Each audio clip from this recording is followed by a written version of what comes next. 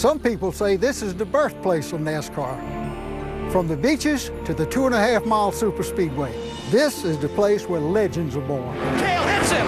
He slides. Donnie Allison slides. There was a time when stock car racing was all about last lap passing. Here they come. Waltrip trying to slingshot. But the one move that everybody remembers is the slingshot. Here he comes up to the inside. At the line, it is Cale Yarborough. He's done it again. The slingshot pass to win at Daytona. It's Rick Crawford making the pass, and Crawford wins the Daytona 250. It happens every time the NASCAR Craftsman Truck Series goes to Daytona. It's going to be Carl Edwards winning the Florida Dodge Steelers 250. This is the kind of racing that takes us all back. The NASCAR Craftsman Truck Series, it's just the way things used to be. You are driving to the victory lane at the Daytona International Speedway. The Great American Truck Race, live from Daytona.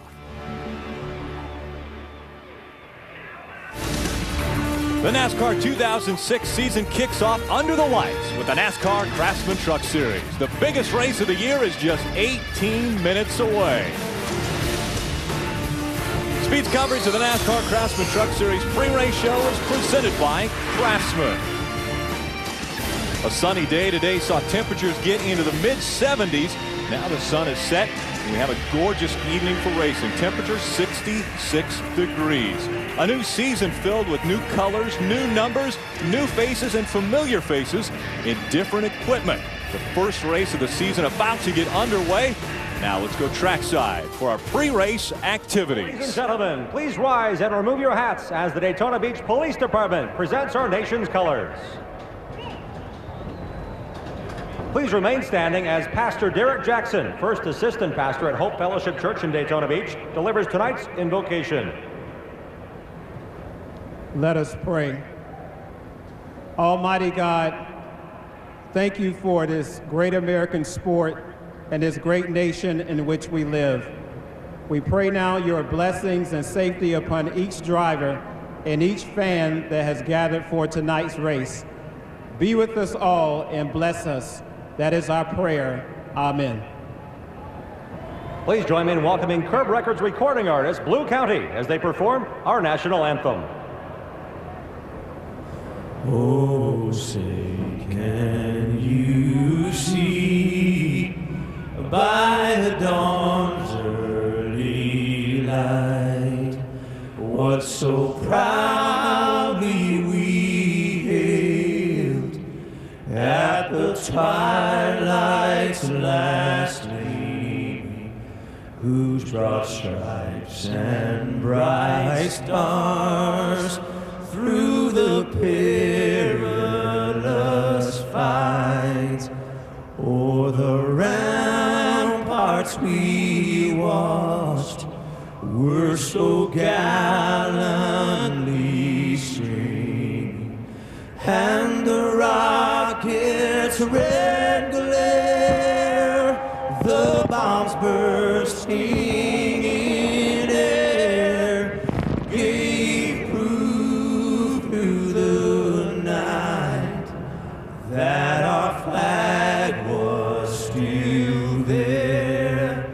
Oh, say does that star-spangled banner yet wave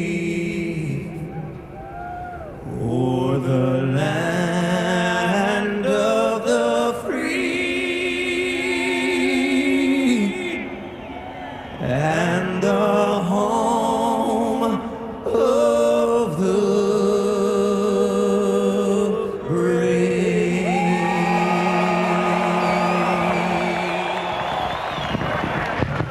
A spectacular crowd on hand to watch the veterans, champions, race winners, future stars.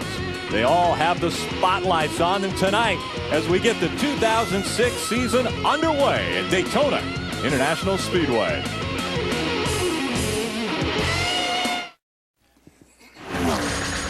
Speed's coverage of the NASCAR Craftsman Truck Series pre-race show is brought to you by Craftsman.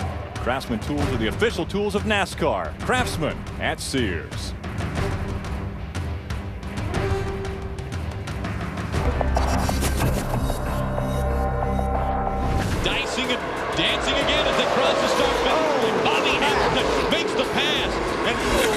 Problems right as they go across the start-finish line. Another big crash. I remember coming off of 4 and getting a run and him blocking me, and I just went to the outside of him, and then they had a huge crash. I just happened to be right at a light, and I seen the light come on, and then when I panned across, I seen smoke in the mirror, and I looked at him, and I was a fender ahead of him. Jimmy Spencer wanting to celebrate, celebrating. He is celebrating. They think they've won the race, and I would think that too. I'm telling you, he has not been declared the winner yet. NASCAR has not told us yet that Jimmy Spencer won this race. I was pretty confident I won, and it actually took you guys to find it on tape, the perfect shot that showed the light coming on and where I was at the time. There's a yellow light coming on. I'm telling you, to me, that would be irrefutable proof that Bobby Hamilton would win this race. Guess what? You're second today, buddy. Yeah, I know. I can't believe that. That's hard to believe. This is drama. That's exactly what this is. This is Daytona drama. It doesn't get any better. Bobby Jr.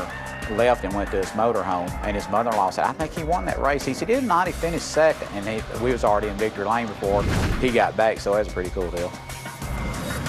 Bobby Hamilton, a part of an unbelievable finish a year ago in new colors, a new number, and new sponsor for Bobby Hamilton.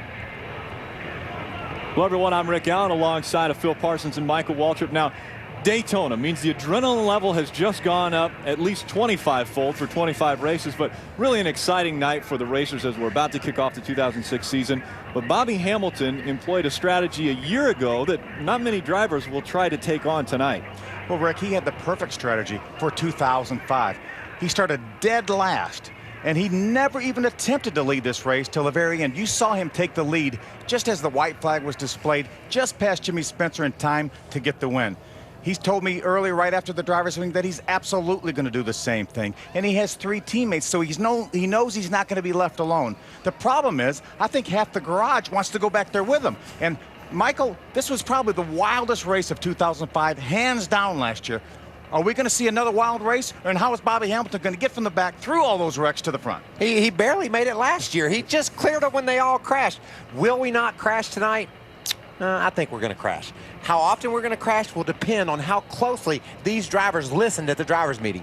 Mike Helton explained to the guys that you can't be doing crazy things. We're not going to tolerate it. We'll put you on pit road. We might even park you if you try that stuff. So if these guys listen, we might only see a couple of crashes.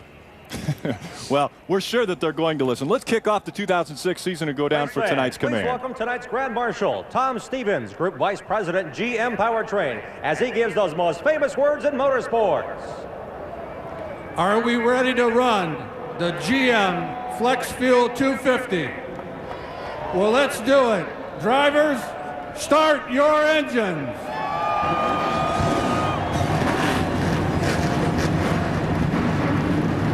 The engines are fired up. We are moments away from the start of the 2006 season for the NASCAR Craftsman Truck Series. Familiar faces, new faces, rookies trying to make a name for themselves in the Truck Series.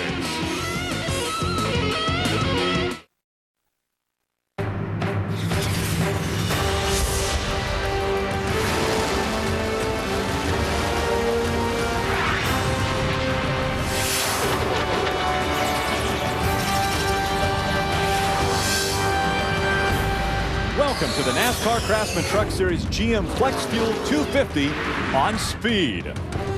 The world center of racing, Daytona International Speedway, kicks off the 2006 season for the NASCAR Craftsman Truck Series. Wow, this is a fun track to drive, Rick. You got 2.5 miles, high banks, a lot of speed, a lot of action. And you know, the tri-oval freaks you out. You come through there at 18 degrees. That's what California's banked in the turns.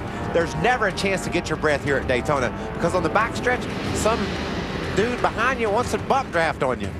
As you can see, the race analysis, 36 trucks will start this race. 100 laps, 250 miles per, so a little bit over $800,000. Pit window will be about 32 to 38 laps with these Craftsman trucks. Boy, it'd be fun to see a green flag stop tonight. We take a look at our starting grid for tonight's race. On the inside of row number 1, that is Mark Martin. His first career Truck Series pole. He's the 55th different pole winner in the Truck Series. Bill Lester starts on the outside of him. His best start at Daytona. Keep an eye on that second row, Rick. Stacy Compton, teammate with John Wood. They may have to go back early because their trucks were so loose qualifying, but look for them to be around at the end. There's some great drivers starting in the middle of the field. Look at Ted Musgrave right there, Phil. Last year's champion. Switched his team, closed down right after the banquet last year. And now he's in a brand new truck, teamed up with Topodyne. A lot of people believe that combination, Topodyne, Ted Musgrave, could win the championship this year. Veterans champions. We've got Mike Bliss, Ron Hornaday right behind Ted Musgrave. That's 3 champions in 2 rows. Got last year's pole sitter, Kerry Earnhardt, on the inside of row number 11. A couple rookies back in row 12, Kyle Krisloff and Aaron Crocker. NASCAR gave these rookies a little bit of extra practice down here, Phil. That's something we're going to see all year long, just trying to get them acclimated with the track so they don't make any mistakes early in the going. Bobby Hamilton will start 26th. He's the defending race winner. He started 36th a year ago. Timothy Peters, one of his teammates, starts right behind him, Kevin Hamlin, and another one of Bobby Hamilton's trucks inside row number 15. The final 3 rows, 16, 17, and 18. Terry Cook looking to get back to his winning ways of 2002. Kelly Sutton slipped in by 1/100th of a second, one of the last trucks to go out, and she made her way into the field and will race tonight. She's a competitor that's here week in and week out. I think everybody felt good about seeing her in the race. 42 trucks attempted to qualify for this first race of the season. Those that failed to qualify, Chad McCumbee was the one that got knocked out by that just over 100th of a second from Kelly Sutton. We have 4 trucks going to the rear. Eric Almirola changed engines. The other 3 trucks, Bobby Hamilton Jr., Chase Montgomery, and Craig Kinzer, all made unapproved changes after the impound. It'll be pretty interesting to see if we see more people going to the front or going to the rear when they throw the green. Mark Martin has the chance to win the Craftsman Win from the Pole Award. If he can win tonight's race from the pole position, he wins $2,000 for his team. If he doesn't win tonight, then another $2,000 will again be added to the prize money. There is $50,000 available to these teams this year if they have the opportunity to win from the pole. We'll ride along with a few different trucks. Starting off with Bobby Hamilton. Now again, Bobby Hamilton in the number 18 this year. He'll start in the 26th position. There's a familiar driver for us, Dennis Setzer, but he's in an unfamiliar number. It's number 85 this year. He was number 46. Second in points the last 3 years. Last year's champion, Ted Musgrave, riding along in a Toyota this year. He'll be starting 17th. Right in the middle of the storm. It'd be interesting to see which way he goes when they say go. The 3 trucks that we've introduced so far, all former runners in this series, but all with different numbers. Now we have a familiar number with a familiar face, Mike Skinner in the number 5. He will start 5th.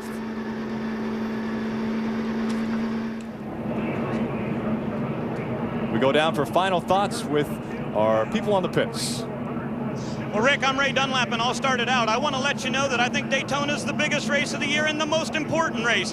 You know, we've been racing here for 6 seasons, and in 5 of those, the eventual champion had a finish here of 12th or better, and I think that's what it's going to take this year. Now, Mike Bliss finished 33rd here in 2002 and went on to win the title, but this year the competition is so much better, I don't think you can do that. It's about 250 miles from here to Homestead, Florida. That's where we'll crown the champion in November. But if you're going to get there, first you got to finish 250 miles tonight here at Daytona. Krista? Well, one of the drivers we haven't talked a whole lot about, Bill Lester. He led 38 total laps last year. 13 of those were here. But despite the view up front and what was his best Daytona qualifying effort, the night ended with his worst Daytona finish, 29th. Well, he's back up front again, this time on the front row, qualifying 2nd. Will the outcome be different? He's never finished in the top 15 here. In fact, he's never had a NASCAR Craftsman Truck Series win. No better place to take the checkers than a place where he has Checkers, the sponsor that is, on board. Bob? Eric Almirola grew up just an hour and a half from here. His grandfather was a great sprint car driver from the area. And as a kid, he thought of maybe one day racing at the high banks of Daytona. Well, now, after many years of late model stock car action, the 21-year-old has his dream come true here tonight at Daytona, running in the Craftsman Truck Series. But as Phil Parsons mentioned, he has a big challenge ahead of him. Engine problems in qualifying. That team was forced to change their engine, and now tonight he will start his dream shotgun on the field. This the first race of 25. Our so-called experts predicting what's going to take place after 25 races. I think Jack Sprague is going to win the championship. Phil, you threw out Todd Bodine as your champion. He was so hot at the end of the year. I think he's going to do it this year. Michael, you chose David Rudiman. Ray and Krista and Bob, they were all thinking, let's throw a former champion in there, Mike Skinner, Ted Musgrave, or Skinner with Bob. Hey, let's try to talk to Mark Martin right here before we get ready to go. Mark, it's Michael up in the speed booth. Just wondering some final thoughts. What are you thinking? You going to try to run off and leave these guys, or are you going to be in the middle of it all night? I hope I'm in the middle of it all night. This is going to be a blast. I'm really excited about driving the Scott's 150 here. These guys have done a great job with this truck. And these are a bunch of tough drivers and tough trucks out here. It's going to be a lot of fun, and I'm going to be learning a lot. I haven't drafted very much with these things, and they're a little bit different, Mikey. So I'm going to be going to school on these guys. They're going to be teaching me some lessons out here. I just want to have some fun here tonight. Well, we can't wait to watch. There's been a whole bunch of talk about a mass exodus to the rear. Everybody falling back. I said, I can bet you one cat that won't be anywhere near the rear tonight, and that's Mark Martin. He'll be on the gas all night. Is that the strategy? Yeah, if I wreck, I'm going to be trying to wreck in the front. You know, I'm going to be trying to be in the front, and if I get shuffled back, I'm going to do everything I can to get back toward the front. Well, it's a good-looking ride you're in there, Mark. Good luck, and have a fun night. Thanks, buddy. Mark Martin leading the field to the green flag for the first time. This just his 4th career start in the NASCAR Craftsman Truck Series. He does have a win in this series, though, at North Wilkesboro. You think he tuned into Speed last year and watched this race? How could he be so happy and optimistic and feeling so lucky? Most of them didn't make it through last year. He's been excited to run this truck series since last year. He was going to do it full time this year, you know. This is what it's all about. Rick? Randy Kaiser takes the pace truck down pit road. It is a Ford and Toyota on the front row as they come to the green flag. We're underway with the 2006 NASCAR Craftsman Truck Series season.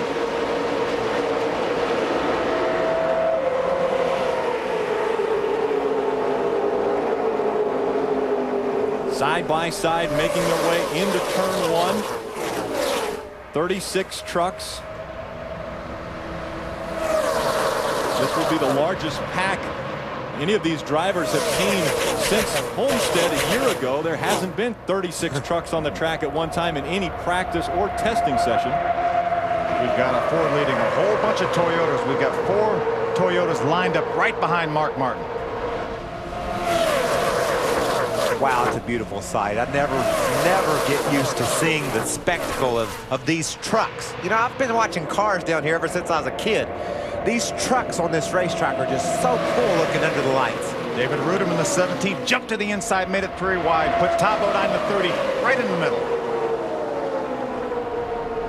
This is the big pack, Phil, right here at the front of the field. We're beginning to see some stragglers fall behind. These guys that are running 17th, 18th, 20 on the back, there's no way they could have gotten that far behind that quickly if it weren't their plan. The draft's just too strong. The trucks would suck them up there, but they purposely have fallen back. Mike Skinner able to pull out in front. The outside line right now is the one making the move. We got 4 Toyotas, 5 Toyotas, nose to tail on the outside line. Here comes Mark Martin and Scott's number 6 Ford back on the inside, trying to get back in front. He led the first lap. Will it be Mike Skinner across the start-finish line first for lap number 2? No. Mark Martin holding on to the top spot. You've got half the pack up here, and you've got the other half of the pack working their way towards the back, towards the Bobby Hamilton pack.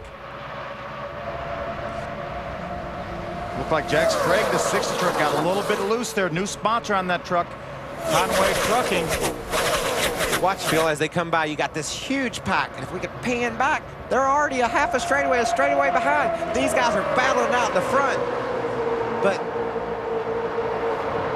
watch, here's the big pack. And nothing, and then nothing. Okay, and then here's a little pack. But that's not it. No. There's one more pack. That's a small group. But you see, Rick, if these drivers say, well, you know, watch, this isn't the end of them here. Pan back, here comes some more guys. If these guys say, well, we laid back and there wasn't a crash, you know why there's not going to be a crash? Is because they laid back. We split this field into 3 separate groups. More room for everybody to operate early in the going. What a smart move by these drivers. They did listen to Helton. Krista. Stacy Compton in the 21. He qualified 3rd. You see him, one of those trucks way in the back. Do not be alarmed. I talked to team director Fatback McSwain. That was part of their plan. They had to go to the back. They had to keep their trucks so loose in qualifying to make the race that they're got on the first stop. They're going to have to tighten them up. That's why he and his teammate, number 20, John Wood, are in the back. Krista, you're exactly right. I talked to Stacy this morning, and he said my truck was so loose qualifying because we had to have it loose, just as you mentioned. He said, I almost spun out qualifying. I said, Stacy, that's okay. We'd have covered for you. We just said there's no way anybody can spin out qualifying. We just said you cut a tire down or something. Well, the amazing thing, we've got a couple of veterans, John Wood, Stacy Compton, moving back to run together to try to stay out of any problems that might take place up front, which they have now lined up right behind Mike Skinner, who's leading Bill Lester, David Starr, Todd Bodine, and Johnny Benson. A year ago, it looked as though the Toyotas were going to be dominant at the end of the season, and now up front, the top 5, all Toyotas. Mike Skinner leads the field around Daytona.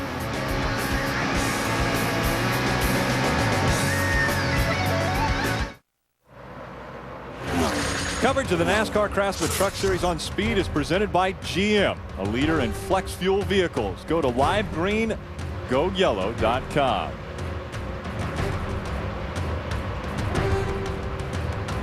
And by Craftsman, official tools of NASCAR. And Valvoline.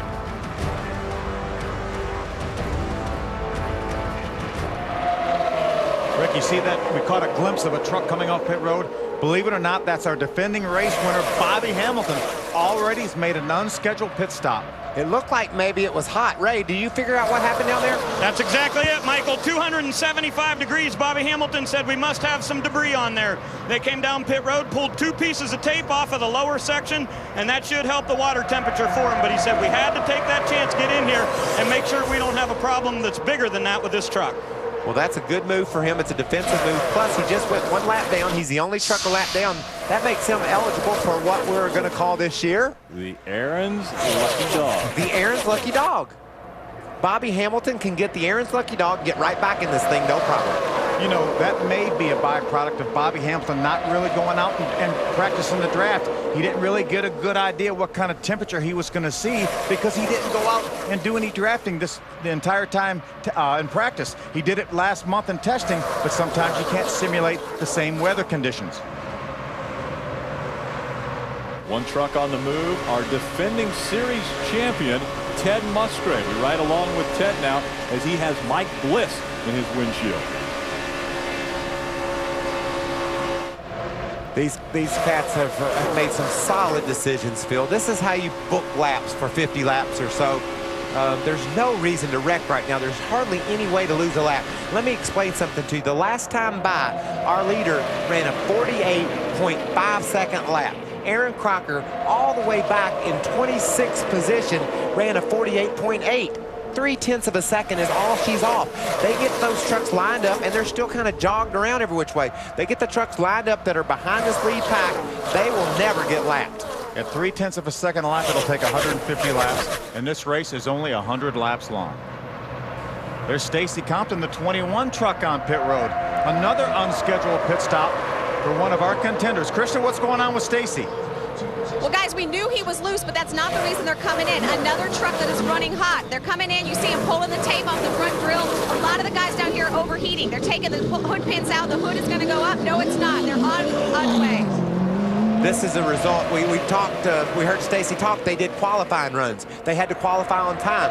They just miscalculated how much tape they needed on the front of that thing. You saw the steam out of the engine while he was sitting on pit road. Those were 2 teammates that were actually nervous during qualifying, Stacy Compton and John Wood, because both had to get in on time. That last lap, the 23rd place driver, Dennis Setzer, had the fastest lap, 48.14. Look at Rick Crawford go for the lead. Has the help. little help from another Ford just behind him, Mark Martin.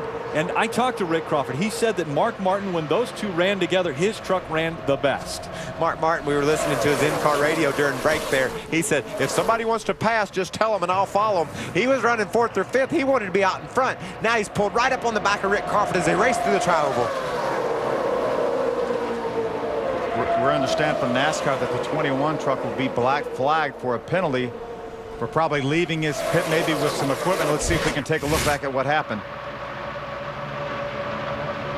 On the deck lid, you see a wrench or something that's floating around on the deck lid. Just fell off the truck, but unfortunately he left his pit with that. That's a wedge wrench, and he will be black flagged for a pass-through penalty.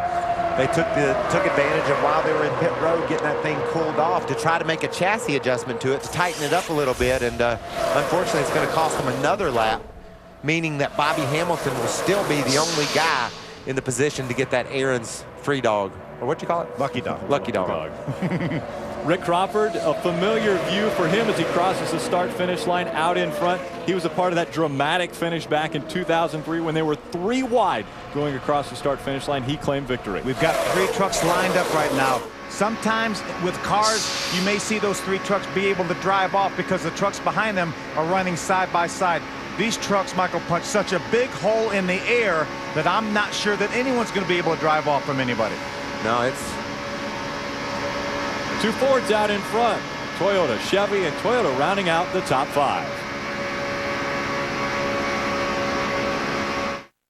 15 laps complete.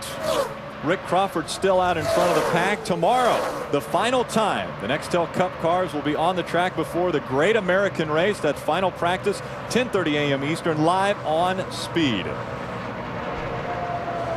See Matt Crafton pulling along that big group of trucks right there. Matt right now is being shown in the 8th position. 3 trucks pulling away from the rest of the pack. Rick Crawford, Mark Martin, and Bill Lester. You know, before we went away to break, those 3 trucks had lined up and everyone else was running side by side. The 3 lead trucks were running a half a second faster than all those trucks that were lined up. Then all of a sudden, Mike Skinner, Ted Musgrave, top out line, got back in line. Now they're running faster than that group. They'll be with them in just a moment. Side-by-side racing continues around this 2.5-mile tri-oval. While we were way at break, I love listening to these guys chatting on the radio. Mark Martin said, as he's going for the lead, he reported to his crew his truck was so loose, he was about to wreck everywhere on the track. So what's he going to do? Drive it out in front of the field, get more air on the nose of it. What's that do? It's going to make it looser. Make it looser, yeah. So I don't understand the strategy, but I know Mark likes leading, Ray. Mikey, I'm telling you, that's all I'm hearing on the radio down here. Everybody on my end of the pit road is saying very, very loose, not just a little bit. They're going to make some wholesale changes, big down on the track bar moves and other things to try to tighten these trucks up. Coming off turn 4 is where I hear him complain about it the most. Entering the tri-oval, these trucks really, really loose. Bill Lester trying to become the 4th different driver to lead here at Daytona, as we've only completed 17 laps. This will be lap 18. If Bill Lester's able to stay out front, he will join Mike Skinner, Rick Crawford, and Mark Martin as leaders of this race. We've got 3 Toyotas lined up right now. Bill Lester, the 22, Mike Skinner in the 5, and Ted Musgrave in the 9, trying to drive away from the rest of the pack. It's very difficult, I would imagine, to stay in line and try to pull away from somebody because you're so close to the front. You just love to get out there and lead a lap, get those 5 extra bonus points. Yeah, but if your stuff is crazy loose, Rick, you just want to hold line. You just want to hold pat until you can get on pit road and get an adjustment. Handling is becoming an issue. We're only 18 laps into this deal, Phil. It's really going to be a handful by the time it's time to make a pit stop. While we were at break, a few trucks made it down to pit road. Chris, I believe Eric Darnell came down pit road. Rookie number 9, yes he did. Rookie number 99, Eric Darnell, did come in. Again, another truck overheating. Their water temperature was 250. They pulled some tape off the grill. It is working. It's gone down to 235 on their last check. To Bob. Krista, one of the most bizarre things I have ever heard of. John Wood was forced to come down pit road. They didn't know why he was overheating. When he came down and stopped in the pit stall, they had a window tear off from another competitor stuck to the front grille. When he stopped in the pit stall, it fell off. He's gone back out in the track. But Michael, that's the first I've ever heard of of that one. There's window tear-offs that fly around everywhere, Phil. You see that? I've heard of it happening before. Also, these guys have little shields, little tear-offs on their shields when it goes from daylight to dark. You see them things floating everywhere. Those things hit your truck just right. It can close off the entire lower part of your radiator.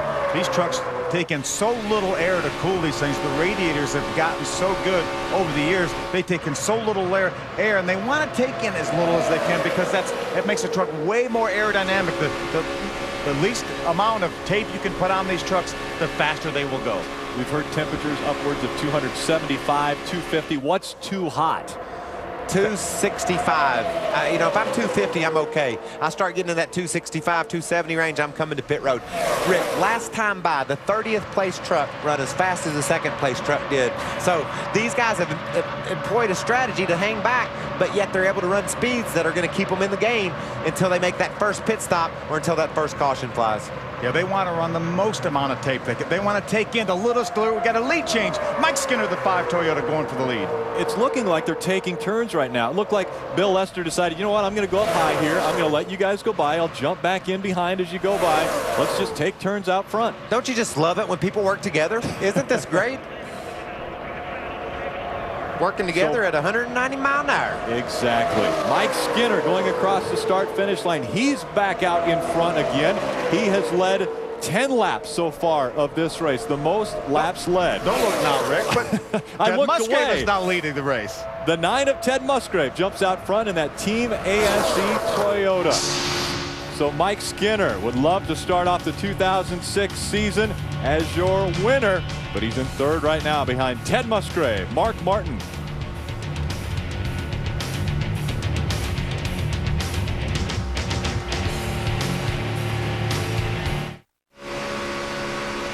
Sunday, live from Daytona, catch the all-new NASCAR Race Day, built by the Home Depot.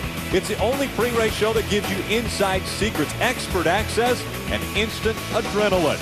Get set for the Daytona 500 with NASCAR Race Day, built by the Home Depot. Sunday morning, 11 Eastern, only on Speed. Hey, Rick, you ever heard of the calm before the storm? Well, I'll tell you what, we haven't seen a lot of bumping so far in this race. But we've seen a lot of side-by-side action. We've seen a lot, look here, we've seen a lot of guys complain about the way their trucks are handling. These things need a pit stop. They're about halfway through their fuel run right now, maybe 3/4 of the way through. But let me tell you what's going to happen. These guys in the back, these young cats that are saying, I'm going to be patient, owner, I promise. I'm not going to go up to the front until late and going. As soon as that caution flies, it's going to look like a Texas oil rush. Or is that California? Whenever everybody wants to go to the same place at the same time, that's what's going to happen next. Aaron Crocker came in for an unscheduled stop. Ray Dunlap. Well, Rick, the plan would be to come to pit road right around lap 36. They can go to 40 if they need to, but 36 is the number I'm hearing here. But Aaron Crocker came on lap 22. Why? Because she was running very hot. 265 was the temperature on the water for her truck. The only problem was, as all the rookies have a lot to learn when they come here, Aaron came to pit road. One getting loose. Off 4. Is there a problem on the track, Michael? Problem on turn number 4. Joey Miller. That's Joey Miller in the number 12, curb records, number 12, Toyota. Oh, and he slaps the wall. That's just before the entrance to pit road. Caution comes out for the first time in Daytona. Make contact on the right side, guys. I thought Joey was going to be able to get that truck stopped before he got to the wall. Let's see if we can take a look at what happened. See him on the out. There's Aaron Crocker, the 98. Here comes the 99 of Eric Darnell around the outside. Just sucked him around. Phil, we saw Eric Amarola do the same thing yesterday. And look, right here, he's got the gas wide open. Trying to keep it off the racetrack. Now he needs to get on the brakes. Right, he just tried to hook it around too long, and it just wound up hitting the wall. I don't know how much damage was done. It was a safer barrier. Pretty good shot to the wall, though. We saw cats bounce off the wall in Atlanta, though, and they just keep on going faster. This real time. Again, upwards of 185 miles an hour. Just left her on the mat a little bit longer than he should have. He did a great job keeping that truck from going back up the racetrack into the outside. While you're seeing right now, he nails the throttle to keep it going forward. See, the wheel's still spinning right now. Now he just locks up the brakes. Just a hair too late. You know, we talked yesterday in practice when Amarola spun out. Sometimes you make a mistake and you get away from it, get away with it. Eric spun out, didn't hit a thing, was able to continue on. It'll be interesting to see if oh, wait a minute, we're showing I had to be quiet because I heard the word Aaron's. Here's lucky dog, Eric Darnell. How about that graphic? You can get the free pass, the Aaron's lucky dog. The 99 either means that's my car or that you can lease quality stuff for $99 a month. Or that's Eric Darnell's number. No, I think it's more about me. It can be a little bit about you, but in this instance, it's Eric Darnell. How fitting is it that the first Aaron's lucky dog drove number 99? Well, it was fake. It was fake. And now it's over. So and let Eric it go. Darnell will be on the lead lap. Now it's over, Mike, so be quiet. Pace truck coming back out to pace this field for the first time in the 2006 season. 26 laps were completed. Bobby Hamilton Jr. coming in to have service done on his Dodge. I think he can't. Bob, what's going on with Bobby? Bobby Hamilton Jr. came down pit road early because that truck is overheating too. It's a chronic complaint by everybody almost here on pit road, but that truck overheating, and they needed to come in. They had some trash on the grill. Trash. Look at that little bitty opening, Phil. I mean, just a tiny all amount of that air. grill up there, they're only sucking in 3 or 4 inches worth of air. So if something gets on that, there's nowhere else for the air to go in. The bad news for Bobby Jr. is he pitted before pit road was open, so he will have to restart this race from the tail end of the longest line. There are a lot of cats right now. They're glad this caution flag came out. Mark Martin, one of the most experienced drivers in the field, says this truck's going to wreck any lap. So that tells you how loose these trucks are right now. So they want to get them worked on, adjusted. Here comes the field. They're making their way down pit road. Leading the field, the number 9 of Ted Musgrave and that Team ASE Toyota. Ray. You know, this is really a good situation for these crews because they would like to see pit stops around lap 30 and around lap 60. That sets you up really nice. The guys for Mike Skinner go to work on his Tundra. The only thing they're going to do is put 4 tires on it. No chassis adjustments for Skinner. Krista? Down here in the number 9 pit of Ted Musgrave with his new Germain Toyota team, they are making a slight air pressure adjustment. Ted is very happy with the truck, obviously. He's up front, 4 tires and fuel. Ted Musgrave is off pit road. He had to stop a little bit for some traffic, but he is off and away. Mike Blitz having problems out on the racetrack. His truck is aero loose, a 4-tire change, 1 round down on the track bar, having trouble getting out of his spot. He's trapped in by Matt Crafton right now. The crew having to back him up. That's going to cost him, boys. Tough break for Mike Bliss. Lost so much time having to back up, then didn't quite get him cleared, had to back up again. How frustrating is that when you're ready to go, but you can't? Well, a lot of times you bring that on yourself. You got to stop these things short, so you got an exit strategy. Mike got his in a little too deep, I guess, and couldn't get out. Reason for our first caution coming out of turn number 4. Joey Miller gets down on the apron, turns it around, and slaps the inside wall. We'll be back with more racing action in Daytona. Next Friday night, it's race number 2 of the 2006 season from the 2-mile California Speedway. Now, something a little bit different. This race, we will have qualifying Friday at 1 p.m. Eastern, and then it is the racetickets.com 200 presented on Speed by KFC. All the action live only on Speed, including qualifying. It's going to be completely different, Michael, than it was here. There, you got to work on handling. You got to have a good engine, a lot of horsepower. It's not going to be here. Very little the driver can do qualifying at a place like Daytona. But at California, it's a whole lot the driver can do when you go out there and try to run around wide open at that place. On a relatively flat racetrack. Well, this is when you're going to impress me if you're able to break off and let that field go again, Phil. We'll see if these guys have that discipline. First restart of the night, Mike Skinner out in front. Todd Bodine, Mark Martin, Ted Musgrave, David Rudiman, your top 5 on the restart. Good stop by Rudiman's boys. They got him up into the top 5. He's been running well all night. I don't know if y'all realize it or not, but Darrell Waltrip, my brother, he owns that truck. He's out of Franklin, Tennessee. Were we supposed to respond to that? You know, Eric Darnell, Back on the lead lap, he got the Aaron's lucky dog. It was a good heads-up move. His truck was overheating. There's no sense staying on the racetrack and melting that thing down. He got on the pit road, knew they were going to get lapped. They played it right, got the lucky dog back on the lead lap in contention. And right now, John Wood is in line to get the next Aaron's lucky dog. Bobby Hamilton is behind Wood, so that'll be a battle to see who will be able to get the lucky dog when the next caution flag comes out.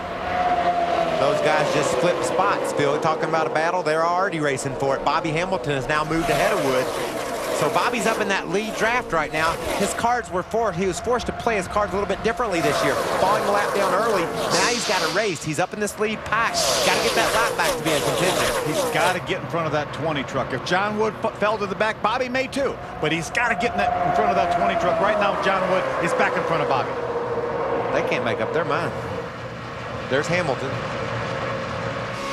Now this is a situation where we've just completed 32 of 100 laps, so meaning Bobby Hamilton still has time if he's able to stay up with this lead pack.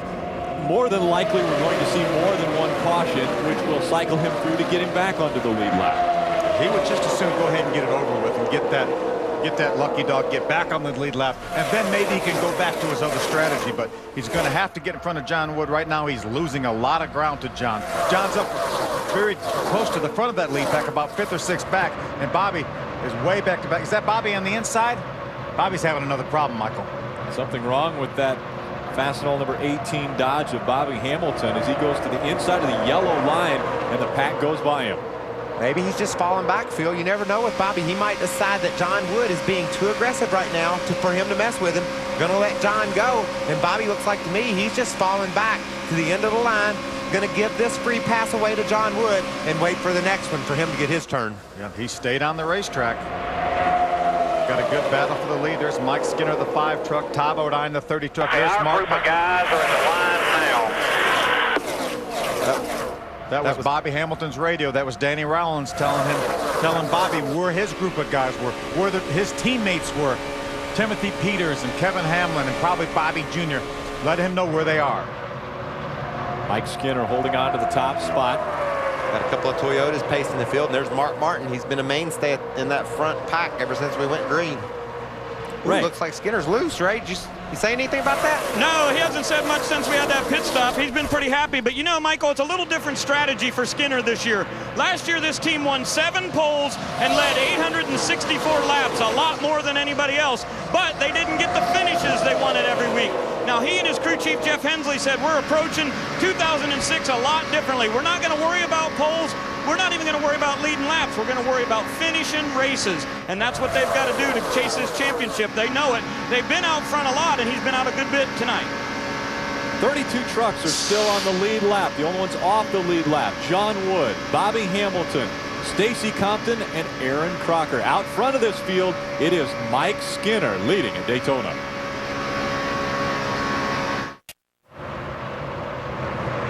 Welcome back to the GM Flex Fuel 250. Mike Skinner continuing his leading ways. In 2005, he led the most laps of any driver, and now, so far, he has led the most laps in this race. Bob Dillner. Dennis Setzer right now finishing second in points last year in the Craftsman Truck Series, kind of just chilling out right now. Dennis Setzer says, hey, let those boys battle up front. I am going to stay right where I am, just outside the top 10 and hang out. Right now, that truck, you can see it scoot up the racetrack a little bit, trying to go around the truck right there of Terry Cook. But right now, he is just a little bit tight. But he said at the end of the race, that's when I'm going to make my charge. Krista? Guys, you see Bill Lester way back in the pack, at least considering where he started up on the front row. He's currently running 13th. It wasn't really a bad pit stop. He had started to drift back because of all sorts of problems. He was getting loose in the entrance of turns 1 and turn 3. They all had to take 2 rounds of wedge, and he couldn't find any clean air. His crew chief was telling him, Doug Walcott, telling him to get behind other trucks to look for some clean air. It wasn't a bad stop. He's trying now to work his way back up. Yeah, Bill was able to pass a few trucks. He was about 18th or 19th when we went away to commercial. Now he's all the way back up into the 13th position. Bill, one of those drivers who have led here at Daytona tonight. Led 3 laps early on in this one. Worked together with his teammate, Mike Skinner. He took a bunch of Toyotas to the front early in the going, Rick. And he's still right in the middle of this lead, or right at the end of the lead draft at least. He hasn't lost the lead draft. Boston Reed came to pit road. Looked like did he take left side tires? Looked like he took right side tires, I thought, and they've rolled the tires back across pit road. Just right sides only, not four tires. Still more than likely going to get him a lap down, but then he'll be in the battle with John Wood and Bobby Hamilton for the lead change. Lead change. Todd Bodine goes for the lead on the inside. Great job, man. Todd Bodine out in front. Ray Dunlap. Just want to let you know about Boston Reed. He had to come to pit road because he had a flat right rear tire. He said he could feel it going down for about a half a lap, and that was lucky because he knew that vibration he had to go to pit road. Heads up call by the driver. That thing goes flat on you out on the racetrack, you're spinning out. So getting that thing to pit road was a great call by Boston. And this is his first ever Truck Series race. I think he ran about 10 Busch races over the last couple years, but a good heads up move by Boston Reed. Boston Reed, one of 11 drivers making their first ever start at Daytona in a truck. Out in front of the field now. Here comes another lead change, Ray. Todd Bodine. Rick, gives everybody. away the top spot to Mark Martin. Now Mark Martin with Ted Musgrave just behind him. You have all of the line. Everybody's helping you, Mark. For those of you fans that recognize that voice, that's Bobby Hudson. Normally Carl Edwards' spotter in the Nextel Cup Series and the Busch Series. He's spotting tonight for Mark Martin in this 6 Ford. And for those of you that aren't from the North Carolina area, Heppen means he's assisting him. Talks a lot like your brother, Michael. Mark Martin just in front of Ted Musgrave. Rick Crawford now holding on to the third spot. So we have Ford, Toyota, Ford, your top three. Michael, Mark told us before the race that if he was going to wreck, it was going to try to be towards the front. He has managed to try to run up in the front this entire race. I don't know that he's been back beyond the top 5 this entire race. The IROC race we saw on speed just before the truck race, he was running second when he got crashed. So that just must be his motto. It's okay if you get crashed. Oh, no, we got look a at problem. that big Boston crash. Reed, Mike Bliss, Bill Lester, Craig Kinzer trying to negotiate his way through. He's able to get through. That was Mike Bliss. He says, all right, Mike. Doesn't look like Mike's truck's all that bad. Well, a lot of damage to the right side. You can see the right rear wheel pretty plainly. Yeah, Bill Lester got quite a bit of damage in that accident also. Mike's rolling again, so he'll try to get that thing to pit road. I wonder if Boston Reed leaving pit road had something to do with this, Phil. You know, he wasn't up. He came out in the middle of that pack for sure. Let's see if we can take a look back, Michael, on what happened. That's Mike Bliss on the inside, right beside of Jack Sprague. There's a 25. We just got a little bit loose. We've seen it happen. He got loose. And then when he tried to save it, drove down off the bank, came back up right in front of Boston Reed. Boston Reed had absolutely nowhere to go. Not a place, Phil. What a great job by Craig Kinzer in the 47 truck. Did you see him just chill out and slide through that mess? Not get any damage to that truck? Kyle Krisloff doing the same thing in the number 15 just behind that 47 of Craig Kinzer. He just got loose entering the corner when he came back up the racetrack right in front of Boston Reed. Look at Kinzer. He bounces off the wall a little bit, but keeps his cool. Krisloff came in a little hot, but was able to get her woed down and dive under these cats. Mike just got loose underneath that other truck. We've seen it happen. It's what happened to Eric yesterday in practice. There's another view of it. Just got a little bit loose. The transition, sometimes when you drive down in the corner, you start turning and you don't catch all the bank right away, and it looked like that transition from the straightaway to the corner is where he lost the back end of that truck. Right along with Dennis Setzer, just behind this accident. Come on, all clear, all What clear. an unfortunate incident for Boston Reed. He has a flat tire, he comes out, gets in line, and then gets crashed. No, nothing he did wrong, just in the wrong place at the wrong time.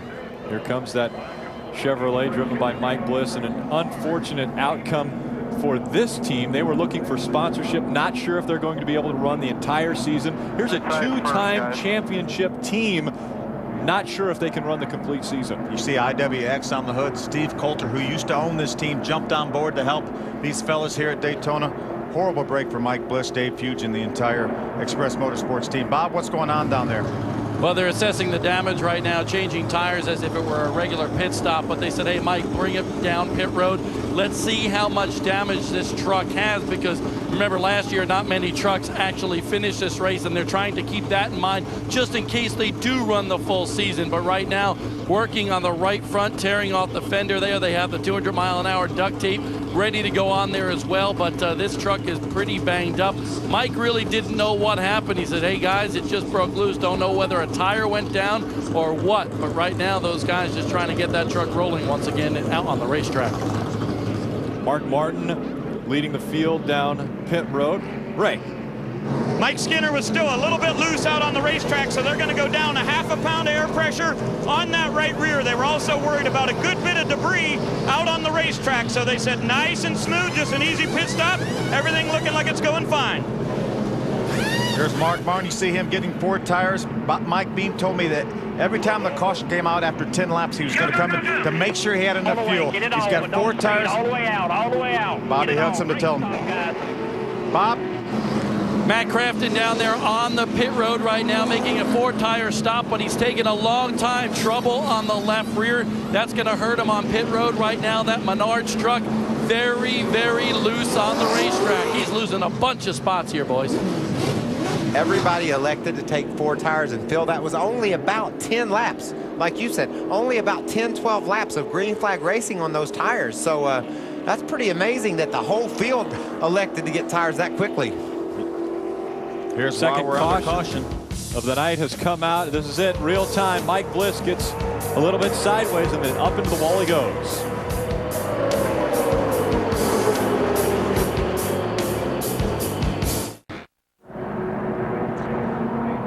Welcome back to Daytona International Speedway. Erin Crocker making her way back out onto the racetrack. While she was on pit road, she had a problem. She got ready to leave pit road. Her crew chief said go. Johnny Benson was coming in. He was about 2 or 3 pits in front of her. That's the crew chief's job for Erin Crocker, to tell her to watch the traffic coming on her right. Ray, what's going on down there? How much damage? Well, Phil, there's no damage to the 23 other than cosmetic. It did not hit into where the wheel is, but here's the thing. Johnny Benson had pitted a lap and a half ago on lap 44 when the caution came out, but unfortunately they had a missing lug nut, so he had to come back down pit road, and that's why he put himself in that position, and that makes it even hurt just a little bit more. There's the Aaron's lucky dog. The 20, see there's a 20 in there now, Michael. Aaron's lucky dog. John Wood gets back on the lead lap. He'll be a contender. That truck's fast. He ran right in the middle of them there while he was a lap down, so he'll start from the back, but getting that Aaron's lucky dog was a break he might be able to get into victory lane with. There's Johnny B. He's got run into the side. Yes. Ray. Well, they just wanted to make sure there was no damage there to the left rear, but the spotter was pretty sure that it did not hit the tire, but they said we've got nothing to lose here by coming back in and checking it over. So Johnny Benson will head back to the racetrack. Now Erin Crocker also on pit road as they put another set of tires on for her. She has not been able to get a good handle on this truck, but Benson will go back out, and then he and Erin Crocker will be right beside each other once again. Maybe they can work together a little better this time. You know, you talk about it, that being the crew chief's spot or the spotter's fault. You know, it's also the driver's responsibility, both Johnny's responsibility and Aaron's, to watch and time that. You know, if Johnny's coming in and he sees her start to roll, he can't just cut in his pit. He's got to think she's going to keep coming, and vice versa. There's mirrors in these trucks these days. You can see the world behind you.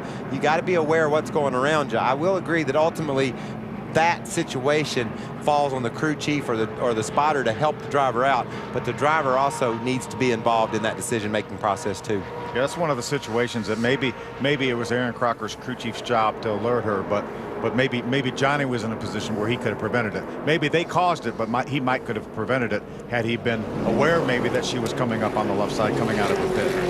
That was a series of unfortunate events that culminated in a crash on pit road, which we never like to see, but fortunately no one was injured. Reason for this caution coming out, we had the problem in turn number 2. Mike Bliss, Bill Lester, Craig Kinzer, and Boston Reed all involved. That took place on lap 43. And now it's Rick Crawford out in front of Mark Martin. Those two trucks have worked very well together in the draft. Rick Crawford leads them to the green flag. That's the 21 on the inside, Stacy Compton. He's 2 laps down. Right now, Bobby Hamilton and Mike Bliss are the only 2 trucks that are 1 lap down. Mike Bliss, obviously, a lot of damage from that accident. So Bobby Hamilton Sr. in very, very good position to possibly get the Aaron's lucky dog if the caution comes back out. Falling in line, the first 6, and then jumping out of line just behind them, the 17, David Ruderman.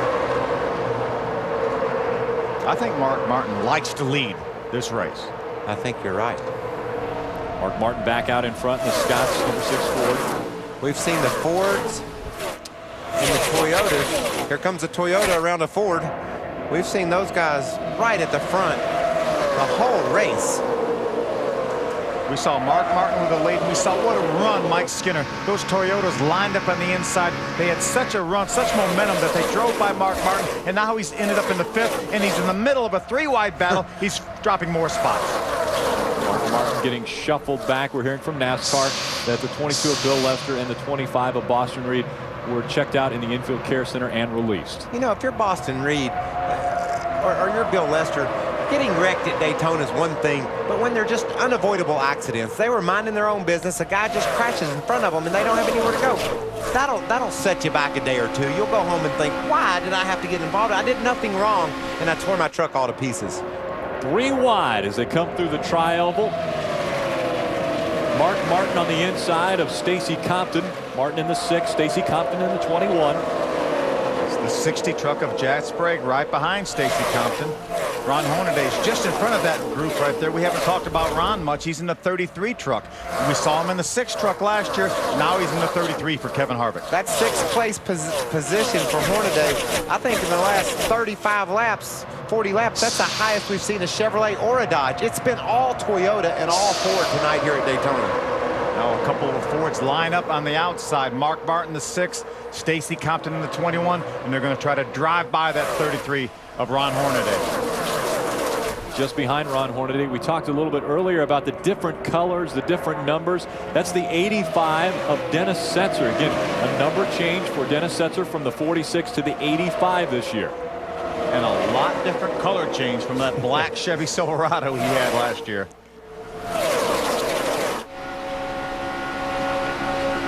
That's the Flex Fuel Chevrolet right there. Dennis Setzer, we're on board for a moment. Setzer currently in 8th position. We got a little 4-truck breakaway at the front, and then Phil, this is the 2nd pack from 5th on back, and it's a mess. They're all over each other. How about that 77 truck on the outside, the Orleans Dodge of Brendan Gaughan, trying to get back to 2003 form. What a great season he had. He won 6 races, came oh so close to winning the championship. I don't know that there's anybody any more positive about this season than Brendan Gaughan. We've seen the Orleans, the sponsor on that truck, for many years as Brendan Gaughan has been in this series, as well as Steve Park driving it 2 years back.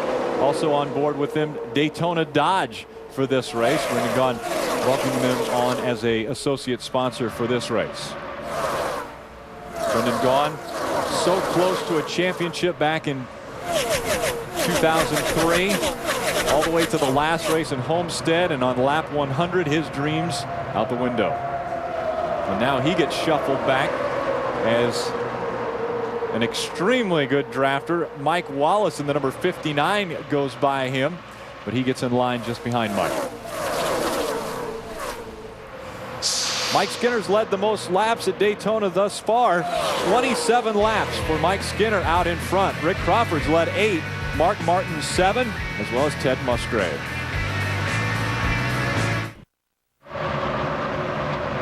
Welcome back to the NASCAR Craftsman Truck Series first event of the season, the GM Flex Fuel 250. While we were away, Mike Skinner able to hold on to the top spot. Ray Dunlap. Hey, Rick, 10 laps ago when there was pit stops, Rick Crawford went out as the leader. That's because he put right side tires only. We went to green, he was the leader. Right now, guess what? He's dropped back to 8th. Now, Rick says the truck is still pretty good, but the only problem is it won't run on the high side. He's got to keep that truck glued right to the bottom. Krista, what's Jack Sprague saying?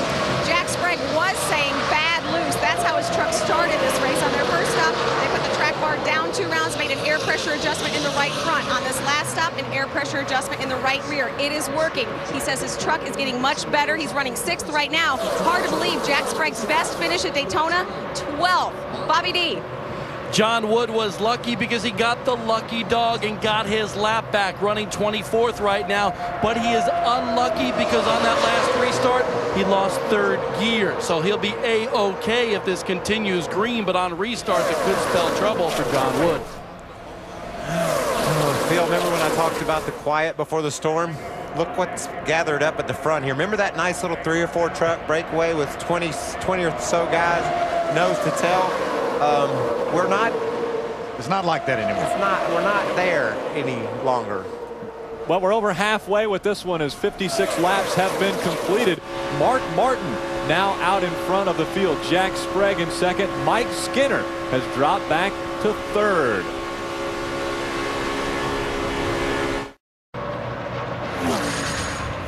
Coverage of the NASCAR Craftsman Truck Series on Speed is presented by GM, a leader in flex fuel vehicles. Go to livegreengoyellow.com.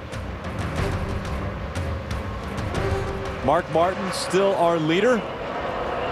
These guys have sorted it out a little bit, Rick. We got 6 or 7 cats there in a line, and then it's 2 by 2. When we went to break there, oh, now we're 3 by 3, or no, we worked it out. When we went to break, they were all over one another. It's kind of broken away a little bit now, so a little tense there for a while. We still have at least 20 trucks in this lead draft. We've seen 3 truck drafts, 3 truck lead drafts. We've seen 5, 6. Now we've got about 20. We're 60 laps into this race. We've only got 40 laps to go. So these drivers, I think half the field that wanted to stay in the back, well, that half of that bunch is up in the lead draft now. They've changed their mind. Krista. Guys, Mark Martin back to the lead, a place he's very familiar with in this truck here at Daytona. Kind of a funny moment before that caution came out on lap 44 and he had to stop. He was deciding what to do with tires. He said, guys, I don't want to run out of tires. I don't know if we should change them. His crew chief Mike Beam said, well, if we're stopping, we're either taking fuel and no tires or fuel and 4. Mark, it's your call. He said, man, I don't know. I'm not used to having to save these things. I just don't want to run out. Well, Mark made the call. They took 4 tires, and now he's leading. Bob?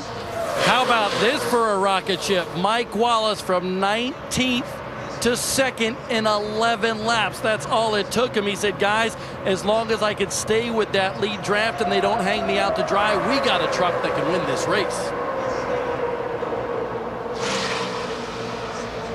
Hey, Todd Bodine is in 3rd right now, and guys, he may be getting ready to put his name into the record book in NASCAR Craftsman Truck Series.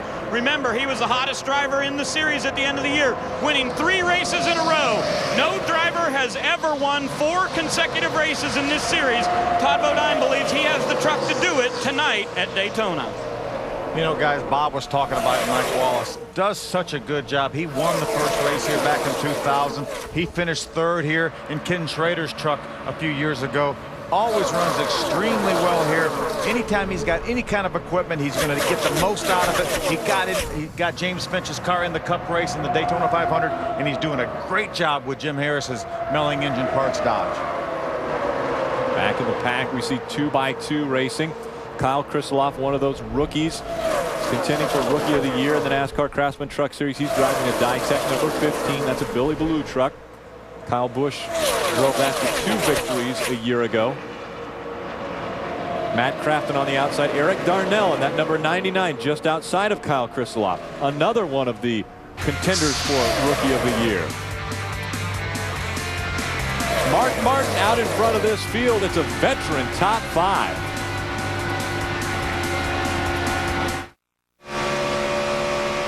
Welcome back to Daytona Beach, Florida for the GM Flex Fuel 250, the NASCAR Craftsman Truck Series, starting off their season at the Daytona International Speedway.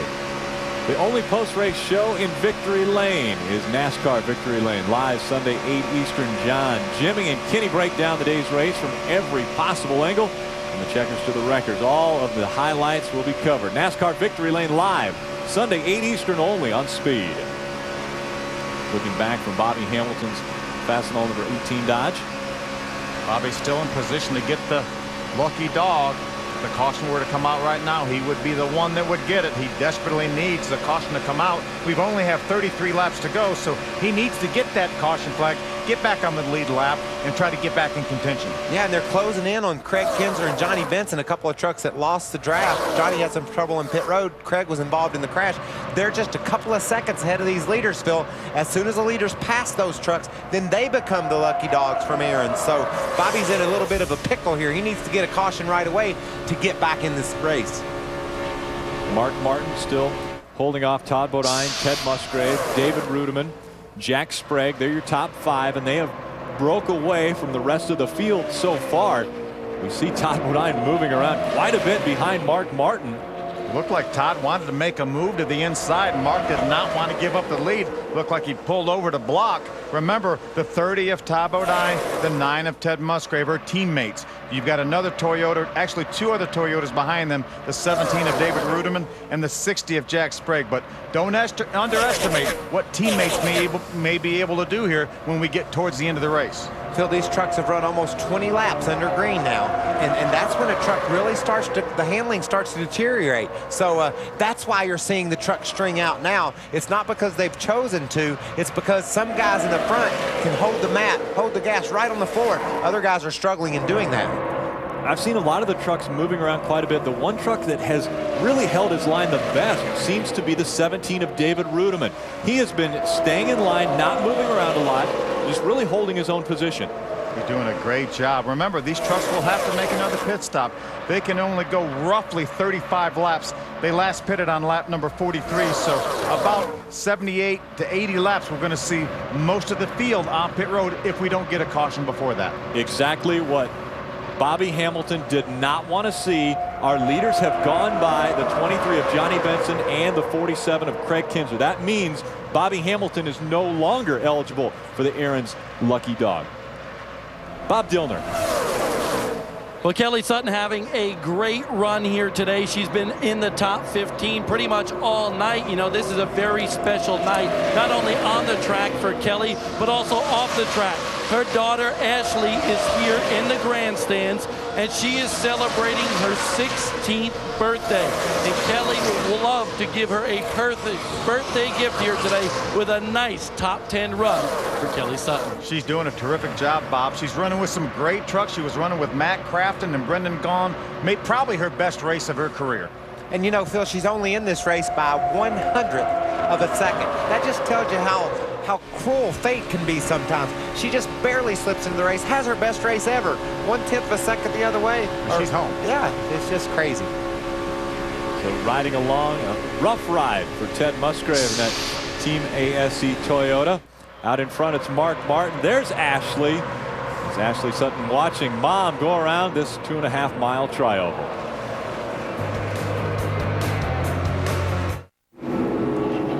Caution has come out here at Daytona. This is our 3rd caution of the night. This is just one of the trucks involved in a big crash. It didn't start out that big. Craig Kinzer looked as though he was just getting up against the wall, but we see Eric Almirola in the 75 stopped in the infield right now. A lot of damage to that truck. This was an aftermath of it looked like Craig Kinzer blew a tire. We could only make it about 30 laps in our cup cars before tires would go away. It was getting into that zone. It looked like Almirola lost the right front tire and was up against the wall. I guess truck slowing down in wake of that all got together. Let's see if we can catch some video here. There's Almirola. Cuts down the right front tire. That's sorry. Craig Kinzer. Kinzer, I'm sorry. 47. How did this happen? There's Mike Wallace. Remember, we saw him running in the top 3 positions. There's the 15 of Kyle Krisiloff. He gets out without too much damage.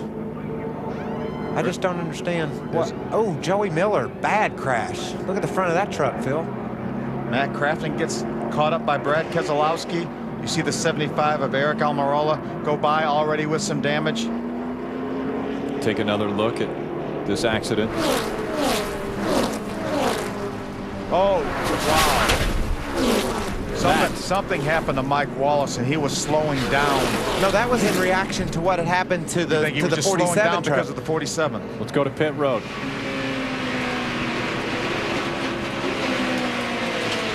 Wow. The 75 truck. Ray. Todd Bodine was in here, guys, and he was a little bit wanting a chassis adjustment, so what they decided to do was put a ½ pound in the right rear. That'll help tighten him up just a little bit for the 30 truck. Krista? 6 is in. Mark Martin, our leader. They added a pound to the left side. Mark Martin was telling the guys behind him, stay in line. The crew went scrambling to talk to the other crews. Mark Martin wants these guys to stay behind him in line. They are off and away. Dennis Setzer down and out, 4 tires, no adjustments for Dennis Setzer. He says that truck is very good. He's still just biding his time for the end of the race. That's the final stop, most likely, for Dennis Setzer here tonight. We've completed 74 laps thus far. Mark Martin our most recent leader. We're riding along with Dennis Setzer right now in the E85. Take another look at the aftermath of what took place. The 47 of Craig Kinzer already into the wall. They're slowing down, and that's Eric Almirola for an unbelievable ride into the wall in turn number 3. We'll be back with more from Daytona.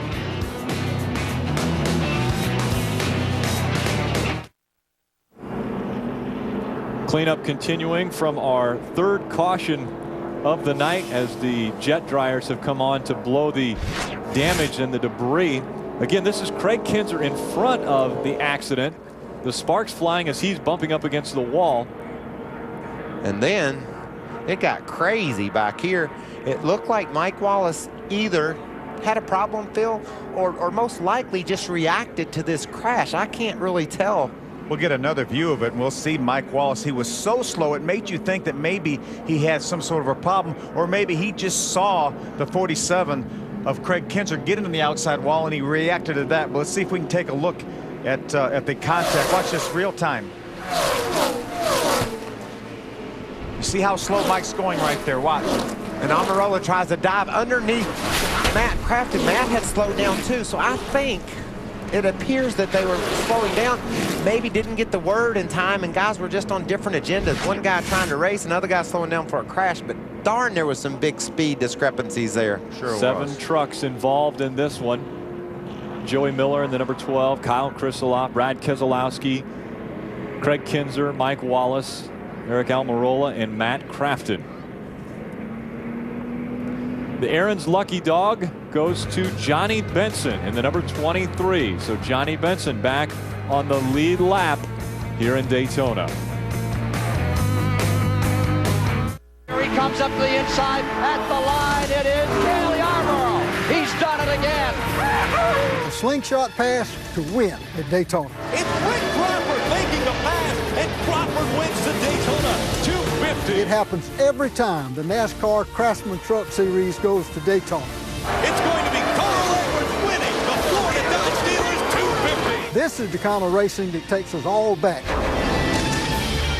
The NASCAR Craftsman Truck Series, it's just the way things used to be. You are driving into victory lane at the Daytona International Speedway. The Great American Truck Race. Welcome back to Daytona International Speedway. Rick Allen, Phil Parsons, Michael Waltrip on pit road. Ray Dunlap, Chris Devoda, Bob Dillner. We come to the green flag. We're back underway with racing. 78 laps in the books, 22 to go. Business is fixing to pick up, boys. These guys are all inside of the window now where they can't really afford to lay back anymore. It's time to get business done. They all have enough fuel. We should not see any more pit stops unless they elect to get fresh tires towards the end of the race. They all have enough fuel to get to the end.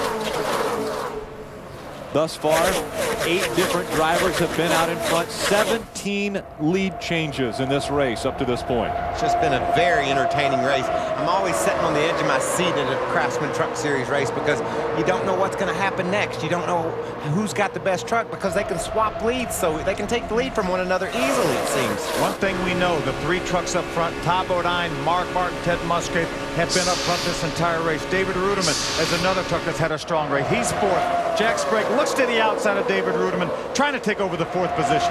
Going to bring Mike Skinner with him. Side by side, Skinner behind Jack Sprague. 2 veterans, 2 series champions, now moving toward the front of the pack. We saw Ted Musgrave move up the hill. That kind of blocked Jack Sprague from driving to the outside of him. Now he remains in the 3rd position. Look at him side by side behind him. Michael, you mentioned it's going to start getting a little bit hairy. They're getting a lot closer to each other than they have been all race. And they're going to have to fight the urge to bump draft. They're going to have to fight to keep from running into the truck ahead of them to try to help themselves. That's going to get tougher and tougher as each lap goes by. This is what the race is going to look like for the next 20 laps. Bumper to bumper and side to side. Krista. Yeah, guys, talking about David Ruderman and addressing the fact that he was down on power. He kept talking about the truck laying down. Darrell Waltrip told him, don't worry about the motor.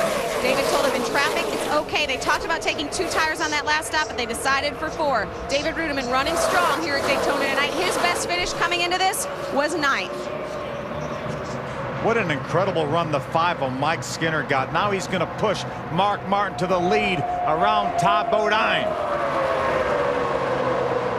He came out of nowhere in the tri-oval. I couldn't believe what a run he had off the tri-oval and just drove by some guys and pushed Mark Martin to the lead. That win, that draft will make you scratch your head, Phil. You'll get a run on people and go by them like they're standing still, and you'll think, now, my truck's not capable of doing that. How did that happen?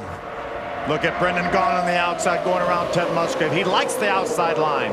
3 wide as they go into turn number 1. Mark Martin out in front of this field. He's led 28 laps. Mike Skinner, who's just behind him, has led 30 laps so far. Those have been the 2 trucks that have dominated this race. Todd Bodine in 3rd. He's another truck that's been right up front this entire race. Mike Skinner going for the lead. Baby. Here goes Mike Skinner. Todd Bodine right behind him. It's 3 Toyotas. A Chevy and just closed in underneath the Ford, bringing another Toyota along. Phil, no more 2 packs. They're all together. Ray Dunlap. Hey guys, when you look back at the record book, the average number of lead changes in this race is 24. We've seen some great racing tonight. Guess what? Already 19 lead changes. We may beat the average tonight the way it looks up front with these guys swipping and swapping. We will beat the record tonight.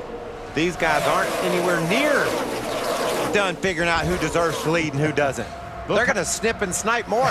Look how far Mark Martin has fallen back. He's down right beside his teammate of Eric Darnell. He's back in about the 9th position, 8th, 9th position. Oh, look at them. They're wanting to bump draft. They're getting jiggy.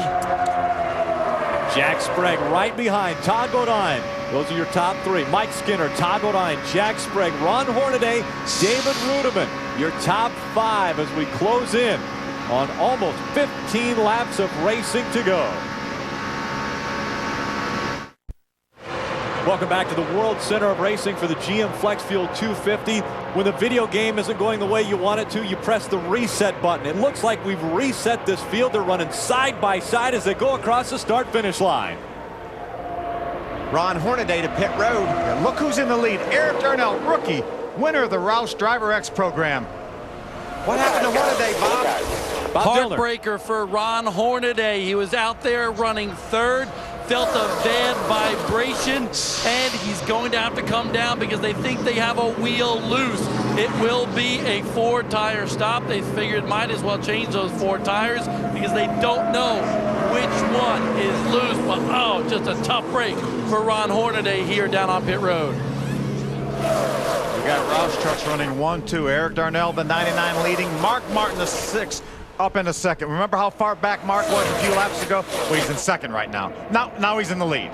Mark Martin taking the point again. Rick Crawford right behind him, and they're 3 wide as they go through the tri-oval. On the high side, Stacy Compton in the 21, moving toward the front. What a push Todd Bodine in the 30 truck gave him. Remember, Stacy is 2 laps down. There's Ron Hornaday on the inside of the racetrack coming back up to speed from his unscheduled pit stop. Rudiman looked to the inside of Todd Bodine off 2 there. Couldn't make it work. Gets back in line. Wow, look at him starting to wiggle. You could see Stacy Compton's getting a push from Todd Bodine. Got him a little bit jiggy on the back straightaway. That's not good. That's not a recipe for something you'd want to eat.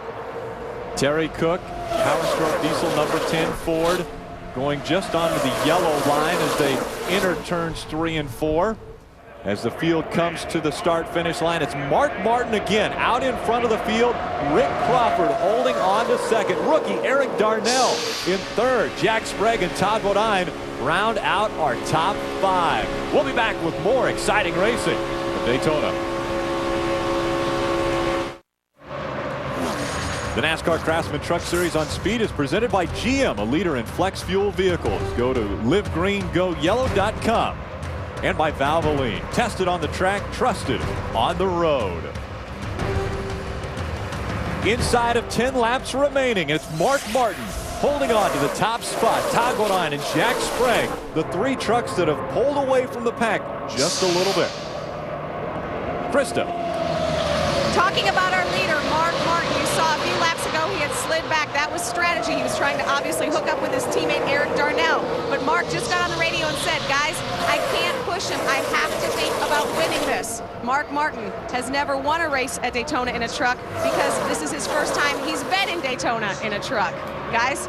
Mark Martin's never won a race at Daytona. He's been in 52 Cup and Busch races. His best finish ever, third in both of those. Ray. Hey guys, look at that pack right behind him. The two Toyotas are about to team up, and I think Mark Martin's going to be in big trouble.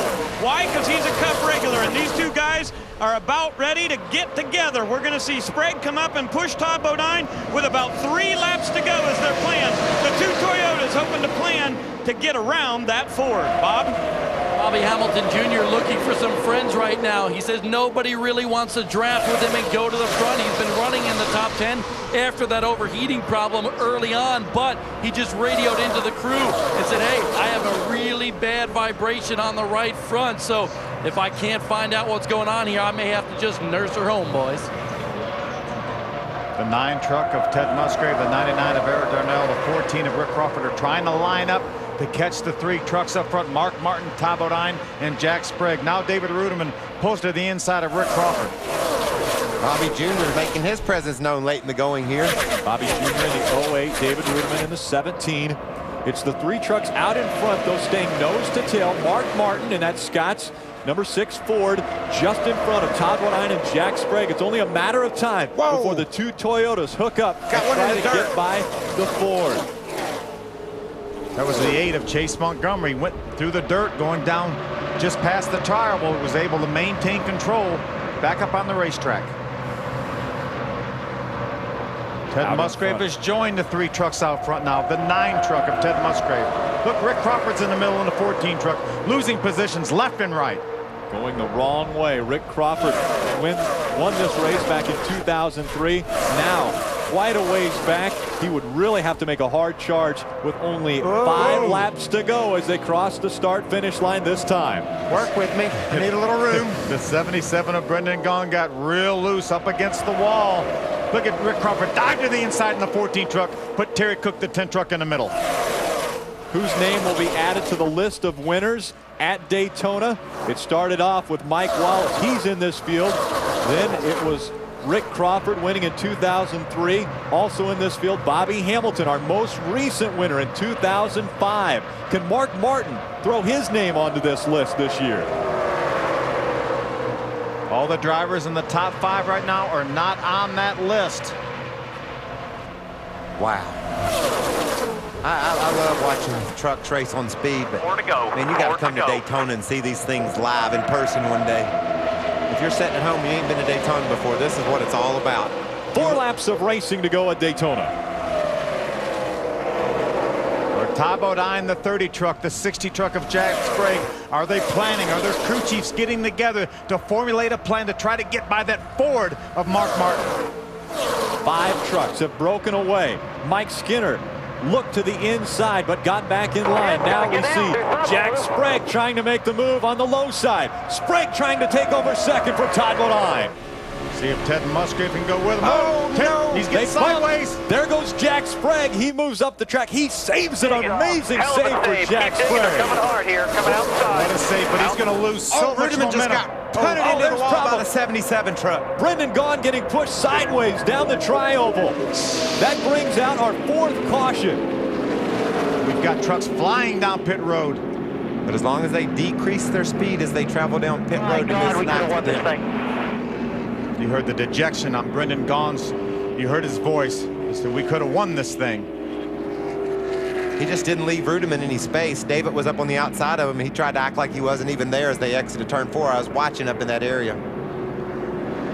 Let's see if we can take a look at what happened. Watch the 17 right here. He just squeezed him up on the wall. David looked like he just didn't have quite enough room. Made contact with the right rear corner of the 77 truck of Brendan Gaughan. Turned him into the wall. David Ruderman's going to have some damage with the 17 truck. You see a lot of damage on the 77 Orleans Dodge. Well, look at this save by Jack Sprague. He got completely sideways, drove down off the bank, and straightened it out. That all happening just before coming out of turn 4. And you see the truck slamming into the wall as they came out of 4. That didn't have anything to do with watch. Oh. Watch him. Watch him. Atta baby. Atta baby. Come on. Come on. Easy back up on the track. Well, Dennis Setzer went through the grass at about 170 miles an hour. I don't think that had anything to do with Sprague getting sideways. It's just a result that David got up on the outside of Brendan, and Brendan acted like he wasn't even there, and there's only 3 laps to go. David's got to leave his foot in the gas. Well, Jack wasn't up to speed, and he was coming off turn number 4, and he was moving up the racetrack, so Brendan might have caught a glimpse of him, and he was going to try to move up, not realizing that David was there to give himself a little bit more room. Unfortunate situation for those guys. Well, Craftsman's always on the cutting edge of technology when it comes to the tool tonight. We want to spotlight another important piece of equipment that Craftsman makes available to all of us in our Craftsman Tool Tech.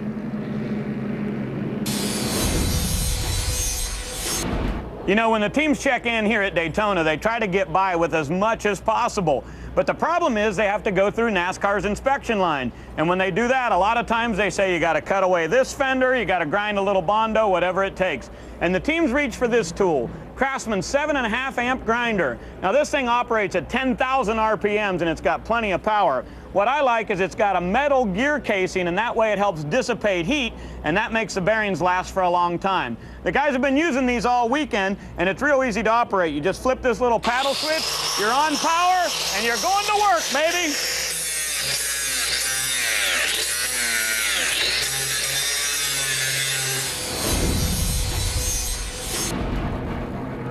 NASCAR Day gives fans across the country an opportunity to show their support for the sport by donating to the NASCAR Foundation, which helps many worthwhile causes and charities. Fans everywhere are encouraged to donate $5 and receive a lapel pin. Now, this is a different one. They've changed all 3 years that this plan has been in place. May 19th is NASCAR Day, and those are the collectible lapel pins.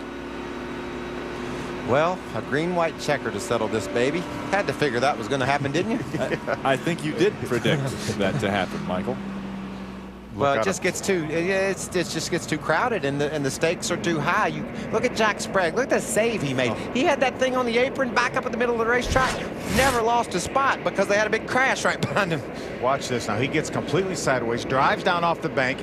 The thing wants to go back up the hill. He catches it. You have to react before the thing even does what it's going to do. When that truck was going back up the hill, you have to turn the thing back to the left, or else it would have turned right into the outside wall. What you do, Phil, you make one crank at it, and you hold it for a couple of seconds. And then if nothing happens, you better be turning it the other way and straightening up, because if you wait that extra second, it'll hook on you and take a right and hit the wall. Ray Dunlap. Mike Hillman Jr. is the crew chief for Todd Bodine, and you guys are going for the record book tonight, 4 in a row. But Mark Martin in front of you. What's your shot, or what do you think the chances are of Todd getting past him? And, you know, I wouldn't want anybody else but Todd Bodine driving that iRacing.com Toyota Tundra. So we're going to go give it a shot here. We come down here with the big picture, wanting to finish in the top 5. So as long as we finish this thing, we'll be happy. So we're going to try something maybe, though. We'll see. Okay, good luck to you. That's Mike Jr., crew chief for Todd Bodine. Krista? Down in the 6th pit with crew chief Mike Beam. And Mike, you're not exactly on the edge of your seat. Those Toyotas were coming with a head of steam. Is this caution a good thing, or is Mark nervous? Well, I think that Eric's up there, so he's going to do whatever Mark does. You're definitely nervous, you know, but we just got to be careful not to get too far out on them where they get a run at us. But, you know, Mark Martin, he's so good anyway, and I'm proud of everybody. But we'll see. It's good for the fans, and, you know, it's been a great race. Great race indeed. I think Mike Beam's starting to lose his voice. It's such a great race. Ray? Hey, Krista, we had 9 green-white checkers in 2004 and 8 of them last year. Now, we've raced here at Daytona. This will be the 7th time, and we've had 2 other green-white checkers. This will be the 3rd. So tonight, you mark down green-white checkered race number 57. Tonight's race is number 268 of the series here for the NASCAR Craftsman Truck Series. And those other green-white checkers were run by Joe Ruttman and Rick Crawford. You know, guys, we heard Ray interview Mike Hillman Jr., Todd Bodine's crew chief. He said, you know, we're looking at the big picture. We just want a top 5. Guys, this is Daytona. You don't, if you got a shot at a win here, you got to take it, don't you, Michael? You've won a couple Daytona 500s. You can't substitute what winning at Daytona means to a NASCAR driver. If Mike Hillman Jr. called Todd and said, okay, we just want a top 5, we're looking at the big picture, Todd would think his radio was messing up. He wouldn't be able to believe what he's hearing. He wants to win this race, and we're off for 2 laps of racing to see who can pull it off. Mark Martin just in front of Todd Bodine, but will he be able to stay there? We've got got Toyotas packed up behind top line. A problem at the start-finish line. Spinning around, Rick Crawford. Actually, Crawford not involved in that. It's Ron Hornaday in the 33. Caution is out. Keep digging.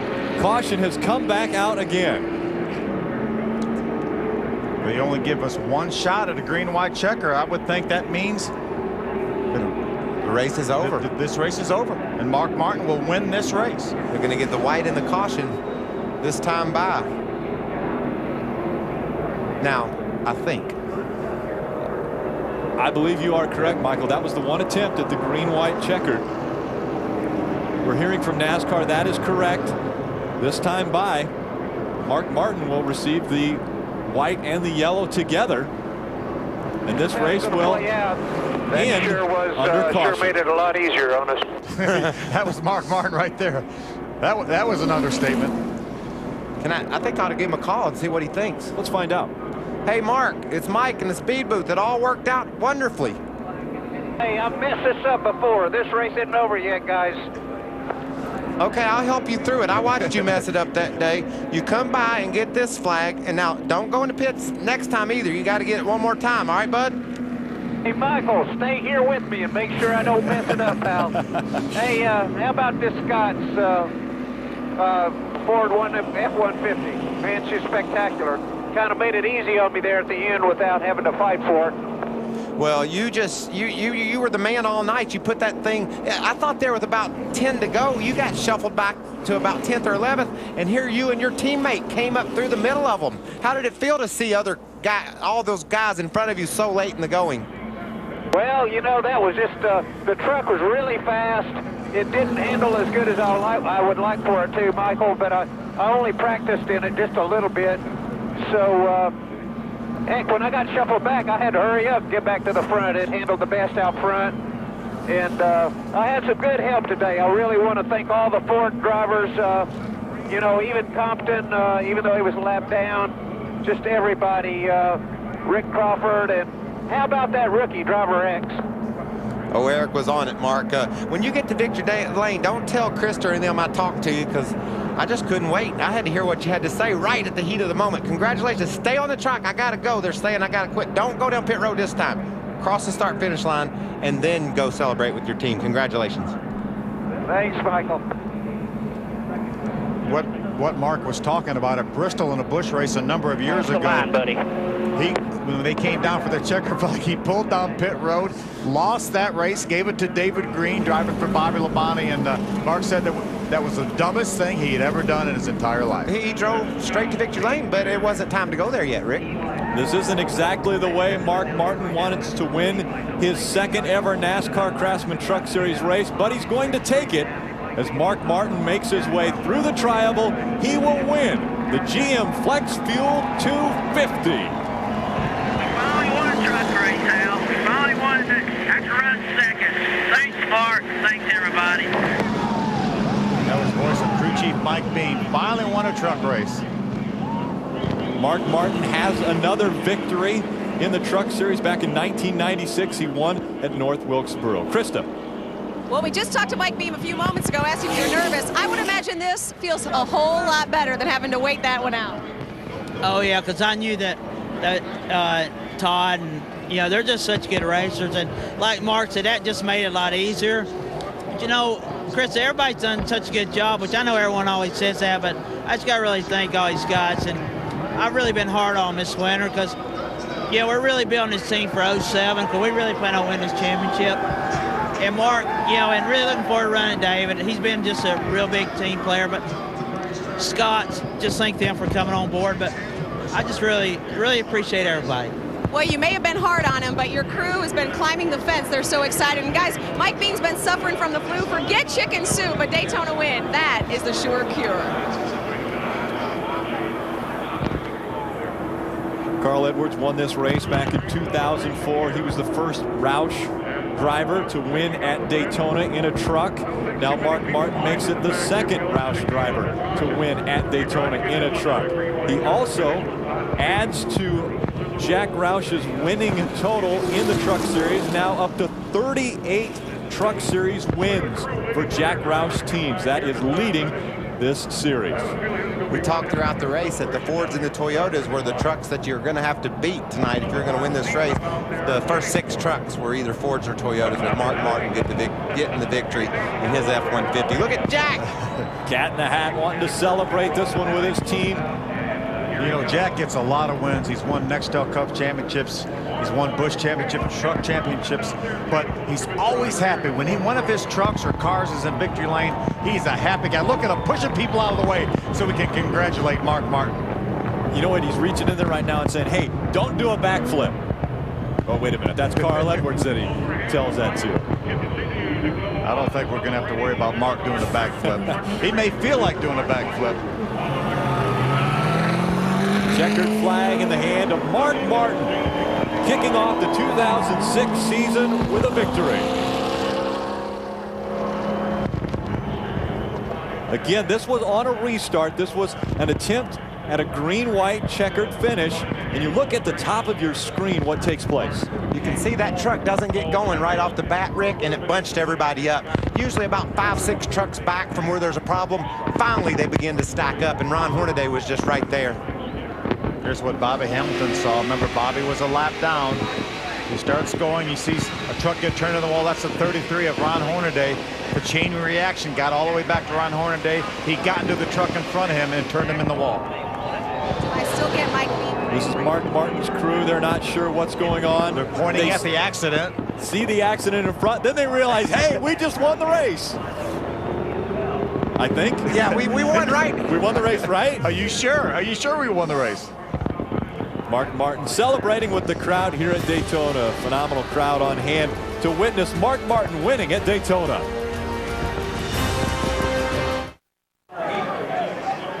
Speed's coverage of the NASCAR Craftsman Truck Series post-race show is presented by Craftsman. And now let's head down to Gatorade Victory Lane and Chris Devoto. Well, it's been nearly a decade since Mark Martin won a NASCAR Craftsman Truck Series race. Of course, he's only made 2 starts since then. His last was in September of '96 at North Wilkesboro. This one may be even bigger than that. Mark Martin, a winner at Daytona. He starts off the 2006 season with a bang. Mark, a Daytona winner. How does that feel? That feels pretty good. That's a good way to start off the weekend. That was a lot of fun, man. First of all, I want to thank all the Ford drivers out there. How about driver X, Eric Darnell and Stacy Compton and Rick Crawford and all those guys. I knew we had our work cut out for us because we had that other brand out there that was pretty strong, and I knew those guys were going to stick together. I was really glad to see some help up there at the end. And Mike Beam and Roush Racing, you know, they did all the work. They deserve this, and I really want to thank Scotch for coming on board. I had to drive across the grass just a little bit because it's so pretty and green here, and I figured that went well.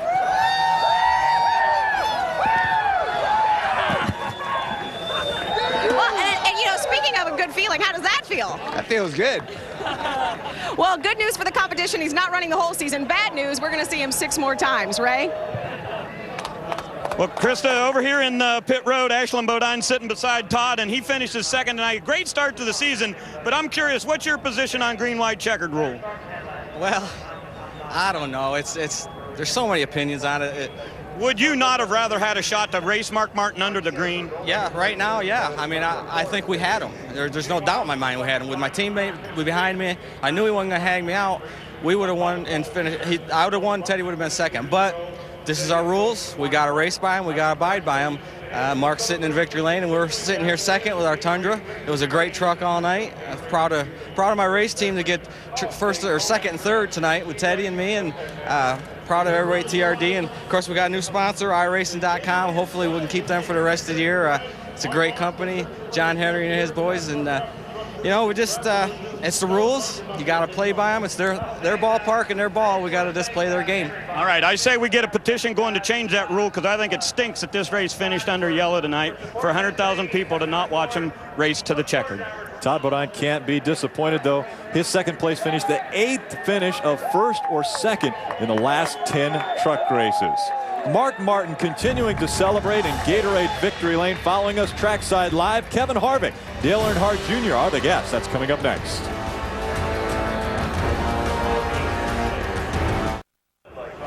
Speed's coverage of the NASCAR Craftsman Truck Series post-race show is brought to you by Craftsman.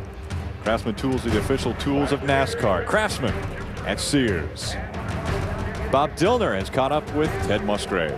Not a bad start for Ted Musgrave with his brand new team, but I bet you wish you could have had those 2 laps there. Oh boy, I'll tell you what, Mark got his Christmas present because we had a plan, but that's the way racing is, don't get me wrong, and I'm really happy for everybody here at Germain Racing, and Team AC coming on board with me and sticking with me for this deal. Whole new team, whole new product, everybody's new. This is an awesome start, and I can't wait for California. The way this thing ran, next week, I'm going to be all smiles. What was the plan, though? Because I know you and Todd, once you got by Mark, if you did get by him, then what was the plan? Big mirrors. But we weren't going to, don't get me wrong, you just don't pass right away. With 2 laps to go, it's the last lap deal where you just use the brakes real quick, let him shoot out, and then he's done. Then we come charging like a freight train and split. Either I'll push him, it depended where we were. If Mark tried to block in the middle, we'd split both ways and make it 3 wide. But I was going to try to get Todd to win there, but, like I say, Germain Racing is going to win a lot of races this year. Looking strong, guys. Hey, take a look at the unofficial results for this one. A Ford winning this one again. Only 2 manufacturers have ever won this race, Ford or Dodge. Only one manufacturer other than Ford or Dodge in the top 10. Bobby Jr. in 7th there in his Dodge. Great run by Eric Darnell, top 5 in his second ever Truck Series race. Kevin Hamlin, Timothy Peters, part of that Bobby Hamilton Racing stable. Dennis Setzer, the first Chevy, there in 13th in his flex fuel car truck. Good run for Robert Richards, 17th in his first ride with that #1 truck. Bobby Hamilton a lap down, the winner of this race a year ago. What a disappointment for Kelly Sutton. Just with 10 or 12 laps to go, her engine went away. He ran in the top 15 all night long and winds up 29th. All these drivers were involved in accidents. Mike Wallace had a great run going, finished 31st. Mark Martin doing the hat dance, got the trophy in Gatorade Victory Lane.